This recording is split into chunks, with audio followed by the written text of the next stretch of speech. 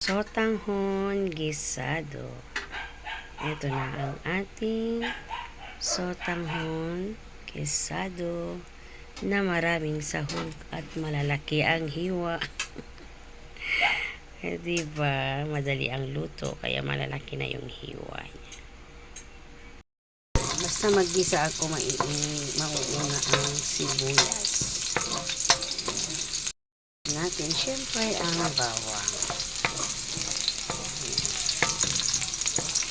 Bango-bango na. Sunod na natin ang manok. Diba? Dami namin sahog. Gisa-gisa lang natin. Imekos-mekos natin ang manok natin. Lagay tayo ng isang sachet na paminta at maglagay na rin ako ng konting betchin dyan. Hindi ako gumagamit ng magic sarap or cubes noon. Konting betchin lang. Maglagay tayo ng toyo. Tansyahin lang natin ang paglagay ng toyo. Maglagay din tayo ng oyster sauce, mga 2 tablespoon. Ibabad muna natin yung sotanghon natin sa warm water. Yan, babad muna natin siya. Dag lang ako ng half cup of water, pang lambot lang sa manok. Si carrot natin ang repolyo, diba?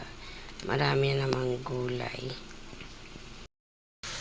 Yan, tanggalin na natin para tayo ng tubig. Lagyan natin ng toyo. Tansyahin na lang natin. Lalagyan na natin yung sotanghon natin.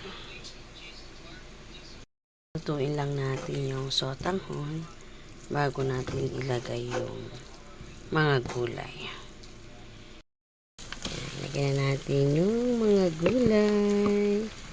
Sotanghon gisado. Imekos-mekos lang natin. Pwede na tayong kumain.